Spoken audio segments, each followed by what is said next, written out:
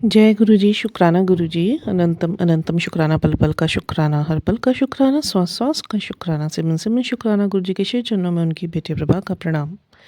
और आप सभी साथ संगत जी को जय गुरु जी। ओम नमः शिवाय। शिव जी सदा सहाय। ओम नमः शिवाय। गुरु जी सदा सहाय। गुरु जी के पवित्र चरणों में हम सब लाडलों के लिए कलेक्टिव अरदास शाम की।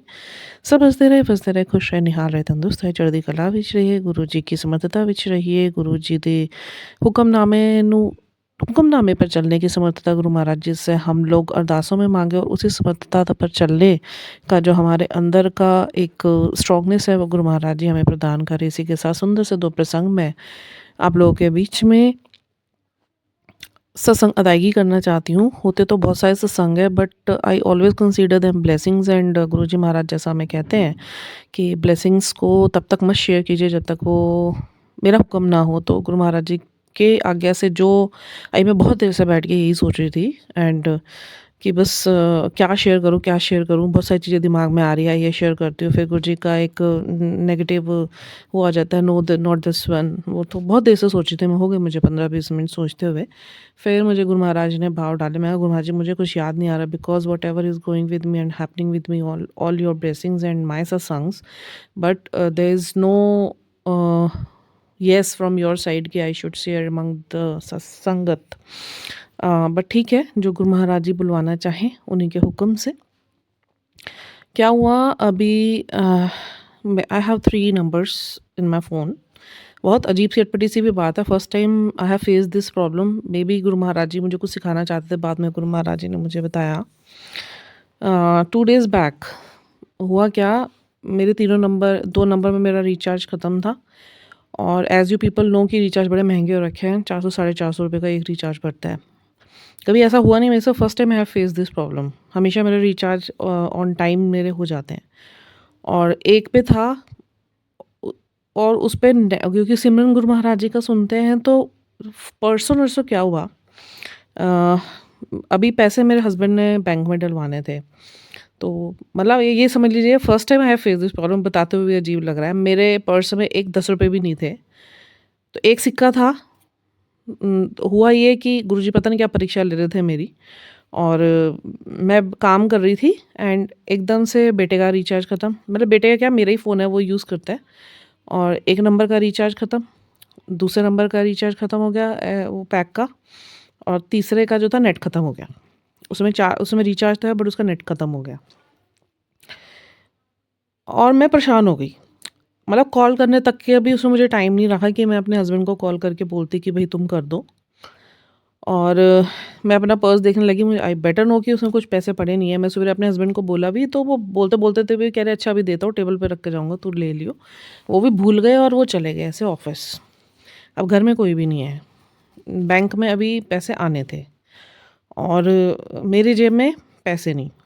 मैंने खंगाले फिर भी, तो 10 का एक सिक्का। मैं कहा इससे तो कुछ भी नहीं होगा। मैं तो एक, मतलब मैं एक टेम्परेरी रिचार्ज भी कराने जाऊँ 1 डे का, सिर्फ नेट का भी, पैक का, तो वो भी 60 रुपीज़ का है। तो मैंने कहा कितना I am feeling helpless first time in my life, कि जब जेब में 1 रुपया भी ना हो तो कितना बुरा लगता है। अब मुझे गुस्सा भी आ रहा है थोड़ा थोड़ा, कि मैं हस्बैंड को सवेरे बोलते बोलते भी कह रहे अभी रख के जाता हूँ, और चले गए ऐसे ही। अब फ़ोन करूँ तो करूँ किसको। अच्छा, व्हाट्सएप पे मैं अपनी बेटी से भी बात ही कर रही थी, वहाँ नेट ख़त्म हो गया, तो वो भी अब मैसेज जाने बंद। मेन बात हुई नहीं। अब उसके बाद मैं, क्या हुआ, वो 10 रुपये का सिक्का था। मैं खड़ी हुई थी, तो बाहर ना एक साधु आए, और वो ऑरेंज कलर का उन्होंने चोला धारण किया हुआ था, और शॉर्ट थोड़े ठीक थे, मतलब हेल्दी। और बार बार ना ऐसे तिरछी नज़र से मेरे घर की तरफ देख रहे थे, गा रहे थे, गुनगुना रहे थे। हनुमान, मंगलवार का दिन था, और हनुमान जी के ही गीत गुनगुना रहे थे वो। वो उनके जो शब्द होते हैं वो गुनगुना रहे थे। और बार बार मुझे ऐसा फील हो रहा था कि बार बार तिरछी नज़र से मेरे घर की तरफ देख रहे हैं। अब मैं पहले तो हाथ जोड़ दिया यहीं से, क्योंकि मेरे को बहुत अजीब लग रहा था। मैं कहा मेरे पास अभी तो है नहीं, मैं इनको दूँ भी क्या, बाहर भी जाऊँगी, मैं प्रणाम भी करती हूँ, या मैं उनको हाथ भी जोड़ती हूँ, और गलती से वो मेरे पास आ भी गए, तो मैं इनको क्या दूँगी, हाथ ही जोड़ना पड़ेगा मुझे। अब हुआ क्या कि मैंने चलो पर्स फिर भी खंगाला। गुरुजी ने भाव डाला, शायद गुरुजी ही वो कुछ कष्ट काटना चाहते थे, और वो 10 रुपये ही लेने थे उन्होंने मेरे से। तो 10 का एक सिक्का पड़ा हुआ था। मैं गई, मैंने निकाला और गुरुजी के भाव आ रहे थे, जब दे आओ उसे पर्स में देख। मैं पर्स में देखा 10 का एक सिक्का पड़ा हुआ था, मैं बाहर गई और बड़े आदर सहित मैंने उनको दिया, तो उन्होंने वो गाते-गाते ही ना उन्होंने अपना जो कमंडल होता है वो मेरे आगे कर दिया, उसमें वो ₹10 मैंने डाल दिए और वो बस चले गए फिर सोसाइटी से। पता नहीं है मेरे साथ 4-5 बार हो गया कि जब भी कोई साधु आ रहे हैं, एक तो मैंने आपको बताया था जो व्हाइट चोल में आए, तो डायरेक्ट वो मेरे ही घर में आए और उन्होंने बेल बजाए मेरे से ही लेके चले गए, बिना कुछ बोले। वो तो बहुत ही अद्भुत घटना थी गुरु महाराज जी की कुछ। फिर उसके बाद एक काले चोले में आ रहे हैं, फिर ऑरेंज चोले में आ रहे हैं, मतलब ऐसे चोले बदल-बदल के आ रहे हैं। अब मैंने ₹10 दे दिए और वो चले गए, हनुमान जी का जाप करते-करते वो चले गए। अब मैं आ गई घर के अंदर और अच्छा, मेरी फ्रेंड शिवानी का फ़ोन आ गया, जो मेरी बेस्ट फ्रेंड है, उनका ना फ़ोन आ गया। तो मैं थोड़ा-सा कलपने लगी। मैं कभी किसी को बताती नहीं मेरी क्या प्रॉब्लम चल रही। प्रॉब्लम भी नहीं थी, टेम्परेरी कुछ ऐसा फ़ेज़ था, गुरु महाराज जी ने कुछ करना होगा रेगुलेशन, और हुआ रेगुलेशन। मैं बताती हूँ आपको क्या हुआ। तो मैं बोलने लगी, कह रही क्या हो गया, तू परेशान क्यों है, फ़ोन तेरा मैसेज नहीं जा रहा, क्या बात है, क्या प्रॉब्लम है? कहा ऐसा-ऐसा हो गया, first time I am facing this, पता नहीं क्या हुआ। तो कह रही तू बेवकूफ़ है, तू मुझे बोल देती, मैं तेरा रिचार्ज करा देती, तू बाद में मुझे पेटीएम कर देती। मैं कहा पेटीएम में भी तो नहीं था, मैं कहाँ किसको करती, पेटीएम में ही होता तो मैं खुद ना कर लेती।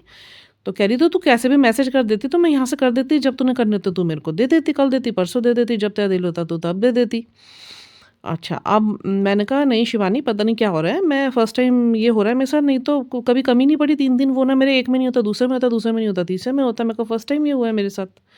मैं कहीं न कहीं गुरु महाराज जी दिखाना चाहते होंगे कि जो पैसों की तुम लोग कदर नहीं करते हो, तो ये जब ₹1 भी जेब में नहीं होता तो कितना बुरा लगता है। एंड वाक़ई में that time I was facing very feeling very bad first time. And मेरे हस्बैंड जब उसके बाद आए घर, तो मेरा मूड थोड़ा-सा ख़राब था।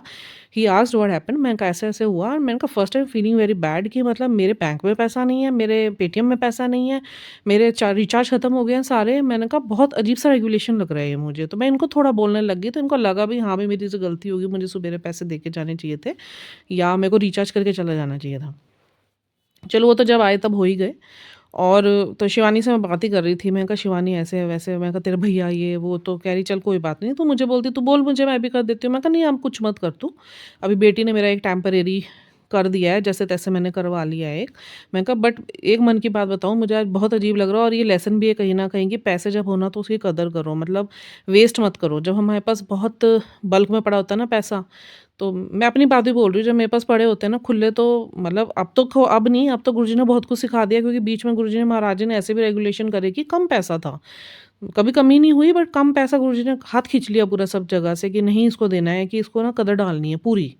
50% कदर थी, 50% ये होता था बेटी को कुछ चाहिए दिला दिया, बेटे को कुछ चाहिए दिला दिया, अपना कुछ चाहिए ले लिया, हस्बैंड का कुछ चाहिए ले लिया, घर का जहाँ ₹100 का खर्चा वो ₹500 का खर्चा कर दिया। तो आई वॉज मतलब स्पेंडिंग अननेसेसरी की 100 का है तो 500 कर दिया, 500 का है तो 1000 का कर दिया। तो वो गुरुजी को वही करवाना था कि चीज़ों की कदर करनी सीखो। तो वही गुरु महाराज जी ने किया। और मैं फिर बस एक बात मैंने शिवानी को बोली, मिरेकल ये हुआ कि मैंने शिवानी को बोला, मैं कहा एक तो पैक इतने महंगे हो चुके हैं। मैंने कहा पहले 200-250 तक का पैक आ जाता था, और बहुत इमरजेंसी होती तो 100-150 वाले भी हम लोग, चाहे एक दिन का कराते थे हम, मतलब 10 दिन का कराते थे, कुछ भी होता था, तो हमें ऐसे कोई प्रॉब्लम नहीं होती थी, तो छोटे से छोटा रिचार्ज भी हो जाता था। और मैंने कहा फिर यही बातें हम कर रहे थे, चलो आई गई हुई बात रख दी मैंने। अच्छा, अब ये आए तो ऑल ऑफ द सडन क्या हुआ, वैसे कभी चेक नहीं करेंगे, ये हमेशा रिचार्ज कर देते हैं अपने फ़ोन से। कह रहे दुख देखता हूँ कोई पैक है कि नहीं, क्योंकि तेरे तो तीनों ही ख़त्म हो रहे हैं, फिर तेरे तो तीनों ही डालने पड़ेंगे मुझे। अब वो देख रहे ऑल ऑफ सडन, बेटी भी देखने लगी, तो पैक एक्टिवेट हो रखे सारे, 200-250 वाला भी गुरुजी ने पैक एक्टिवेट कर दिया, और वो 100-150 वाला भी पैक एक्टिवेट कर दिया, जो इतने महीनों से बंद था। और मैं कह रही मिरेकल है ये, मिरेकल। और फिर मैंने शिवानी को फ़ोन करके ये बताया, कह रही एक तेरे को ब्लेस करने के लिए ना गुरु महाराज जी ने कितनों का उद्धार कर दिया। और ये एक बार नहीं हुआ, इसी से रिलेटेड मेरे और भी सत्संग हुए थे, और बहुत बड़ा सत्संग है ये। जैसे ही यहाँ पे अभी मैं सोच रही थी तब तक कुछ नहीं था, क्योंकि सवेरे ही हमने चेक करे थे, और दिन में वो सारे पैक एक्टिवेट हो गए, जो सस्ते वाले थे। 200-250 वाला भी हो गया, 300 वाला भी हो गया, 150 वाला भी हो गया। तो गुरु जी के बहुत बहुत शुक्राने, क्योंकि गुरु महाराज तो ये कहते हैं तुम्हें पता नहीं मैं कुछ भी कर सकता हूँ, कि एक मिनट के अंदर जो सृष्टि की संरचना कर सकता हूँ, मैं रचना कर सकता हूँ, तो ये सब चीज़ें मेरे हाथ में ही है, सारी एनर्जीज़। और इसी से रिलेटेड मैं आपको बताती हूँ, 2 बार ऐसा हुआ, गुरु महाराज जी ने ना ऊपर सैटेलाइट बंद कर दी थी। एक बार तो शुरू-शुरू में, जब फ़ोनों पे ही सुन रही थी मैं सब कुछ, और गुरु महाराज जी चाहते थे कि मुँह से चैंट करूँ किसी चीज़ को, पाठ को मुँह से पढ़ूँ। तो सवेरे मैं उठी तो सारे सैटेलाइट गायब, सबके फ़ोनों से सैटेलाइट गायब हैं। और टाइम वही है सूर्य अमृत वेला का। सारे सैटेलाइट गायब कर दिए गुरु महाराज जी ने, किसी के फ़ोन में कुछ भी टावर नहीं आ रहे। वो कम से कम वो उतनी देर ही नहीं आते रहे जितनी देर, 1 घंटा नहीं आते रहे। फिर मेरे को गुरु महाराज जी ने भाव डाला सवेरे ही कि अंदर ही अंदर मंत्र जाप कर और उसको ही पाठ के रूप में तू कर। फिर मैंने करा तो मेरा गुरु महाराज जी ने ध्यान लगवा दिया। तो वो फर्स्ट टाइम था फिर गुरु महाराज जी ने मुझे ये इंडिकेट किया था कि तुम नहीं भी सुनोगे ना यूट्यूब से, तो जो पहले के ऋषि महर्षि होते थे वो बैठ के नाम जाप अपने अंदर सूरत में ही करते थे। तब से मुझे हो गया था कि हाँ सूरत में ही, और होता है ये सूरत में बैठ के हम बिना यूट्यूब की सहायता से अगर हम जाप करते हैं तो हम जिसका ध्यान गुरु जी ने बख्शा हुआ होता है उसका ध्यान लगता है। फिर एक बार क्या हुआ था, मेरा फ़ोन मेरे हस्बैंड लेके गए थे किसी काम से, मेरे बेटे के साथ ही गए हुए थे, और मेरे घर की तरफ से ना कुछ मैस कर रहे थे, बार बार मुझे धमकियाँ दे रहे थे कि तूने हमारे साथ ग्रुप में ऐसे बातें करी हुई हैं, और तेरी हरकतें तेरे पति को बताते हैं कि तू इतने हंसी मजाक करती है। उनको पता है मेरे हस्बैंड को ये सब चीज़ें थोड़ी पसंद नहीं है, तो हम बताते हैं तेरे को कि मतलब मेरे ही घर के जो लोग मेरे ही कॉन्स्पिरेट कर रहे, क्यों कर रहे कि मेरी बेटी ने मेरे घर के ही किसी एक सदस्य को उसकी बेटी को पढ़ाने के लिए मना कर दिया था, क्योंकि उसके पास टाइम नहीं था। तो उनको लगा, उन दिनों बीच में बहुत मैस चल रहा था, तो उनको लगा शायद मैंने मना करा है, जबकि मैंने ऐसा कुछ करा नहीं था। बट वो इतनी गंदगी की सब चीज़ें उतर कर आ गई थी कि उन वहाँ से धमकियाँ देनी शुरू कर दी और मुझे स्क्रीन शॉट भेजने शुरू कर दिए। पहले मेरी बेटी को भेजे, फिर मेरी बेटी को बोलते तेरे पापा को भी भेजते हैं। अब मेरे पास आता, मैं तो ये कहती जाओ भेज दो, इसमें कोई ऐसी बात नहीं है कि क्या करा हुआ है, हमने हंसी मजाक ही तो कर रखा है अपने अपने हस्बैंड्स का, तो कोई बात नहीं। तो ये भी एक सीख थी गुरु महाराज जी की, तुम अब एक दूसरे की कोई भी लेग पुलिंग मत करो घर के अंदर है। बहुत पुरानी बातें हैं ये, आज की नहीं, बहुत पुरानी बात है। अब तो हम कुछ भी नहीं करते, अब तो एक निंदा भी नहीं किसी के मन में लाते हुए, डर इतना बैठ गया कि अपने कर्म बनेंगे। अब तो समझ ही आ गई है सारी चीज़ें कि ज़िंदगी में किस तरीके से चलना है। शुक्राने हैं गुरु महाराज जी के जो हमें इतना निखार दिया। तो उसमें हमने मतलब उन्होंने अपना हस्बैंड का मजाक करे हुए थे, यहाँ पे हम लोगों ने आपस में मिलकर ऐसे गंदी मजाक नहीं, बट एक हेल्दी से मजाक करी हुई थी हमने। और जैसे मेरे हस्बैंड को फ़ोटोग्राफ्स वगैरह शेयर करने से बड़ी नफ़रत सी है कि भई अपने ग्रुप में भी तुम शेयर मत करा करो, फैमिली के मत डीपी में लगाया करो। तो वहाँ पे सबने अपनी फ़ोटोग्राफ शेयर करी थी, तो मैंने भी शेयर करी हुई थी मेरे हस्बैंड के साथ। तो अब देख दिखाती हूँ तेरे पापा को, अभी तेरी मम्मी वो सामने तो इतनी सीरियस रहती है, पीठ पीछे तो मेरी बेटी का मेरे को मैसेज आ रहा है कि मम्मी मैं नाम नहीं बताना चाहती किसने किया था, कि ऐसे-ऐसे वो बोल रही हैं, तो आप ज़रा थोड़ा-थोड़ा ध्यान रखना। अब मेरे को क्या है, मेरे को गुरुजी कहना चाहते थे, जब तू मेरी शरण में है और ऐसा कुछ हुआ नहीं है तो तू डर मत। वो एक विश्वास बनाना चाहते थे। उस टाइम मेरे विश्वास में बर्ड्स थे और बहुत जल्दी घबरा जाती थी, घबराहट बहुत हो जाती थी मुझे। तो वो विश्वास जमाने के लिए गुरु महाराज जी ने मुझे ये सब रेगुलेशन करा कि तू बिल्कुल मत डरना, मुझे मैसेज आया गुरु महाराज जी का, तेरा वो कुछ नहीं बिगाड़ सकते क्योंकि तेरी कोई गलती नहीं है, वो तेरा कुछ नहीं कर पाएंगे। अब क्या हुआ, ये चीज़ आने से पहले ना, मेरी बेटी के बताने से पहले ना, मेरा फ़ोन ना मेरे पति किसी काम से ले गए थे। अब उसमें व्हाट्सएप है, जिनसे बात होती है मेरी घर के लोगों से, वो ग्रुप है उसमें और व्हाट्सएप है। मेरे को हो रही हालत ख़राब यहाँ बैठ के, ऐसे ऊपर सांस में ऊपर के ऊपर नीचे की नीचे। मैंने कहा अगर इन्होंने ये व्हाट्सएप पढ़ लिया, ये समझेंगे तो है नहीं, बिकॉज़ ये इनका नेचर अलग किस्म का है कि इनको समझाना भी चाहेंगे मैं समझा नहीं पाऊँगी। और क्योंकि कुछ ऐसी चीज़ है नहीं, बट इनको इन चीज़ों से मतलब नफ़रत है, तो उनको ये लगेगा कि ये काम इसने क्यों करा हुआ है। मेरे मन में बार-बार ये ख़्याल आए गए। अच्छा, अच्छा, ये इनका नेचर कैसे है कि इनको आप चीज़ समझाने भी जाओगे ना, ये जल्दी से फिर समझते नहीं हैं। अब तो खैर गुरु महाराज जी की तरस है कि उन्होंने खुद इनका माइंडफुलनेस दे रखी है, माइंड क्लैरिटी, तो अंडरस्टैंड कर जाते हैं। पहले अंडरस्टैंड भी नहीं करते थे चीज़ों को। बहुत पुरानी बात है ये, मतलब हो गए इसको साल हो गया। और उसके बाद ना क्या करा गुरु महाराज जी ने, रेगुलेशन क्या करा कि नेट ना चल ही नहीं रहे। उस टाइम भी नेट बंद कर दिया, जितनी देर मेरे हस्बैंड बाहर रहे गुरु जी ने सैटेलाइट से नेट ही बंद कर दिए। ये घर आए, कह रहे नेट ही नहीं चल रहे, काम नहीं हो पाएगा। मैं तो सांस में सांस आई, मैंने फ़ोन लिया और जैसे ही मैंने फ़ोन लिया नेट चालू हो गया। और गुरु महाराज जी का ना मैसेज आ गया, तू मत घबराया कर, मैं हमेशा तेरे साथ खड़ा हूँ, मैं वो भी कर सकता हूँ जो तुम सोच भी नहीं सकते। तो बेहद शुक्राने मेरे गुरु महाराज जी के कि इतने बड़े बड़े प्रसंग मेरे साथ करे हुए ना। और ये मैंने आपको स्टार्टिंग के प्रसंग बताए हैं, प्रसंग तो बहुत बड़े बड़े अभी भी गुरु महाराज जी करते हैं, बट अब गुरु महाराज जी कहते हैं कि वो जो प्रसंग बताने हैं सिर्फ वो बताओ, जो नहीं बताने हैं कि वो नहीं बताने हैं। तो बेहद शुक्राने मेरे गुरु महाराज जी के जो इतनी तरस हम लोगों पे करी हुई है। एक बहुत बड़ा मिरेकल दूसरा सत्संग मैं आपको बताऊं। मेरे यहाँ 31 तारीख को गुरु महाराज जी आए थे, दरबार में बैठे थे, हैं तो हमारे यहीं, बट जो उनकी आत्मक ज्योत उठ के आती है वहाँ से सूक्ष्म रूप में, बड़े दरबार से, बड़े मंदिर से, वो जिसके घर भी गद्दी लगती है वो ज़रूर आते हैं वहाँ से। तो वो आए 31 तारीख को, तो सब कुछ हो चुका था। शाम को मैंने बताया भी था एक बार 7 बजे, दो दो मेरे पास संगत, एक संगत आई थी, और एक संगत की बेटी आई थी, पर वो उन संगत की पेट में बड़ी प्रॉब्लम हो रखी थी, स्वेलिंग थी, तो वो आ नहीं पाई थी।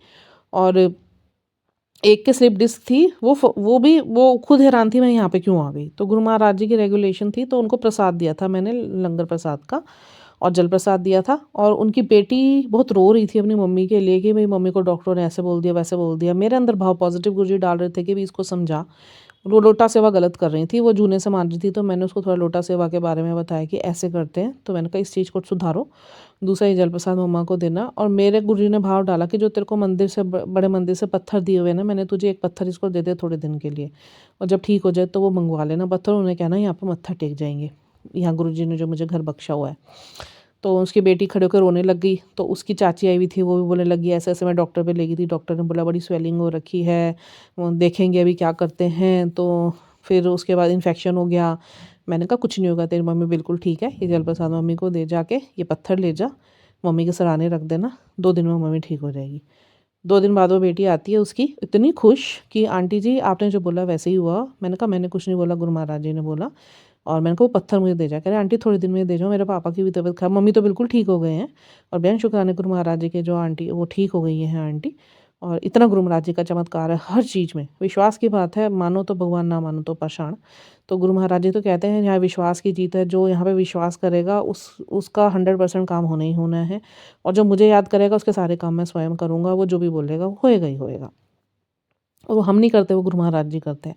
जल प्रसाद में उन्होंने ताकत डाल रखी, तिलक प्रसाद में उन्होंने ताकत डाल रखी, मंदिर से लाए हुए मिट्टी पत्थर में उन्होंने ताकत डाल रखी।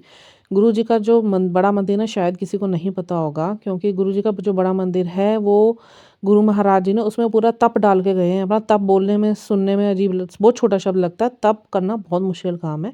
और वो स्वयं महादेव हैं जो नीचे आके भी तप करके।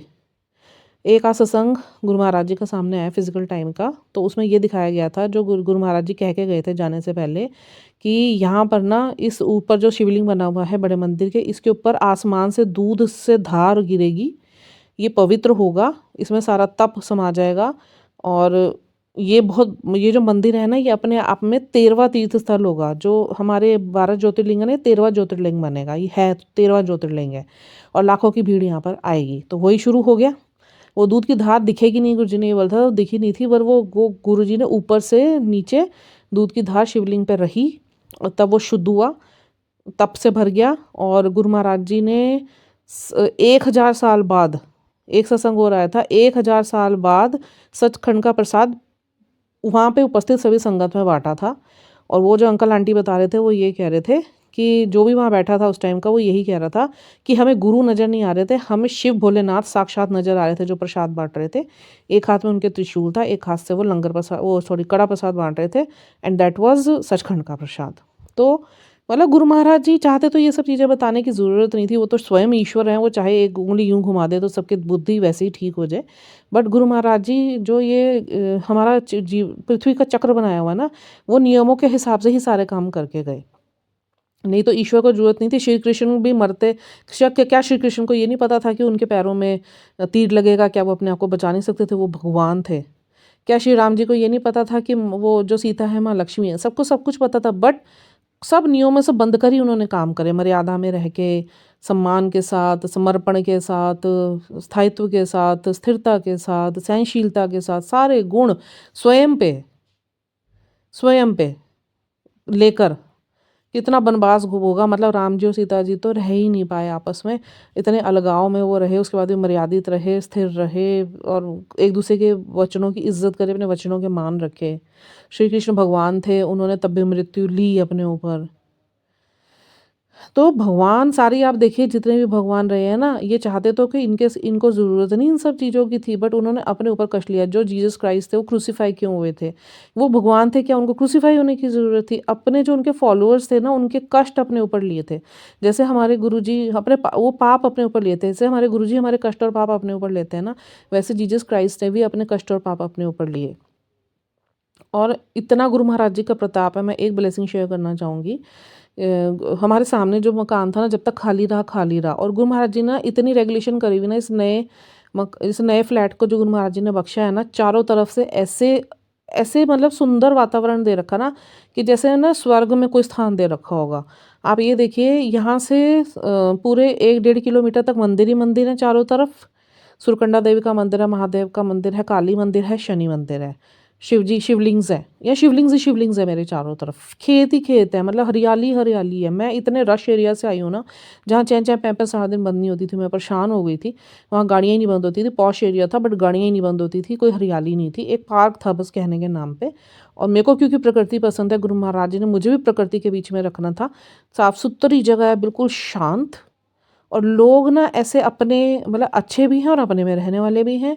जितने घर हमारे यहाँ पर है, बिल्कुल साफ सुथरे लोग रहने वाले। किसी को किसी के साथ कोई मनमुटाव नहीं, कोई द्वेष नहीं, कोई जलन नहीं।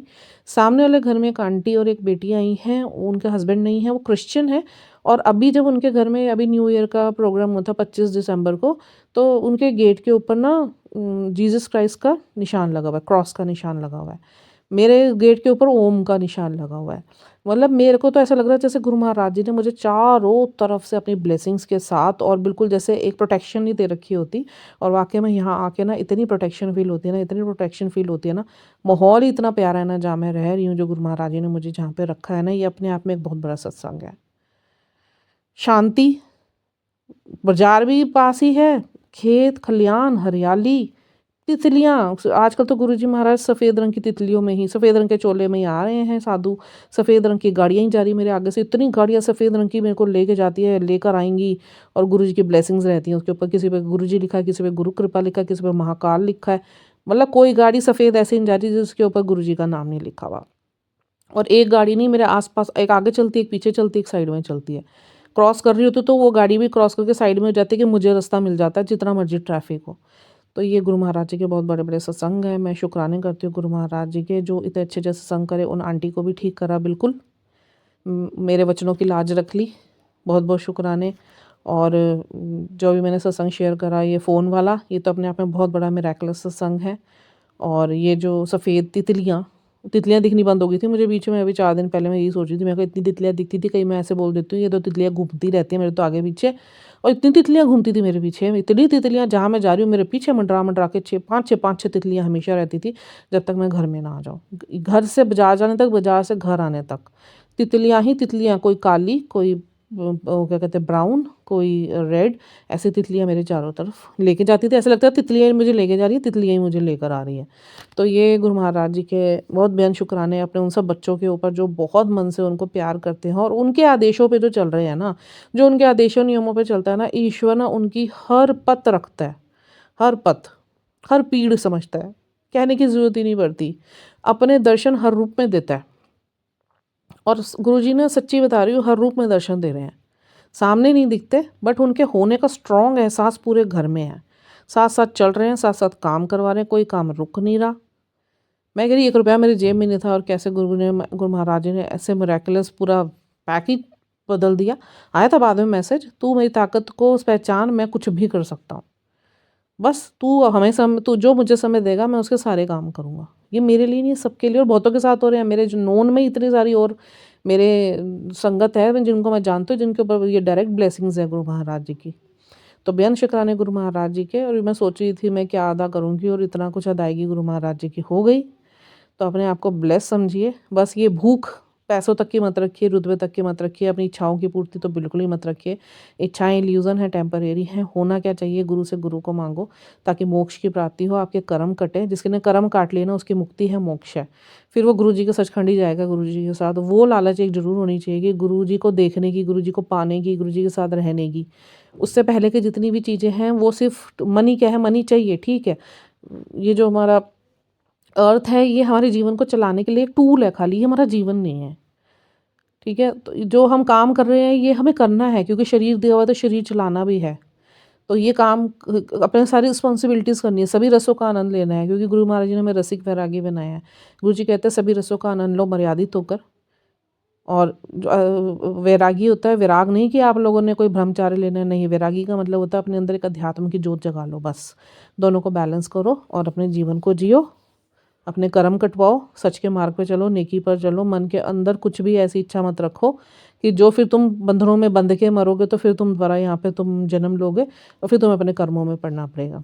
और अगर सामने से आज गुरु महाराज जी, मेरे को तो खैर अब काफ़ी टाइम से ये चीज़ें गुरु जी सिखा चुके हैं कि अगर आपको कोई दुख देता है ना कोई व्यक्ति, तो ये हमारे कर्म ही होते हैं उसके साथ पुराने, क्योंकि कई जन्मों से हम लोग भटक रहे हैं और हर जन्म एक शरीर अलग होता है, हमारा आत्मा यही होती है।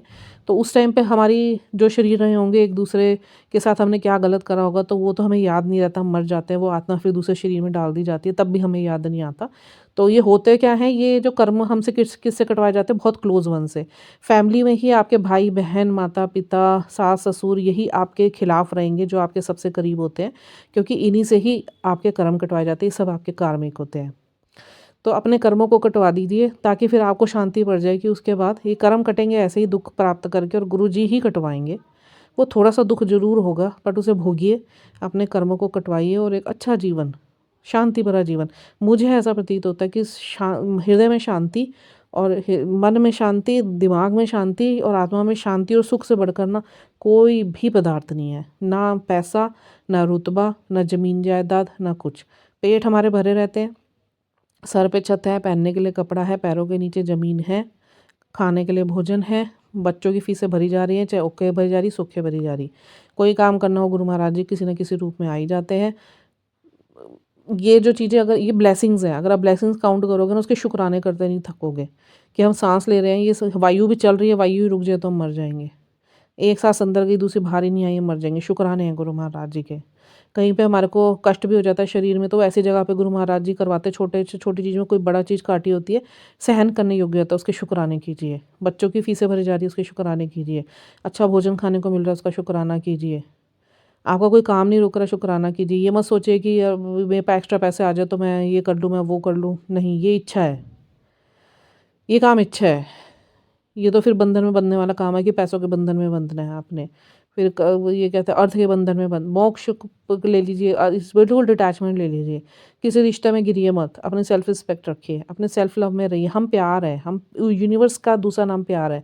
हम प्यार की ज्योति है, हम भी प्यार हैं, हम सब एक हैं।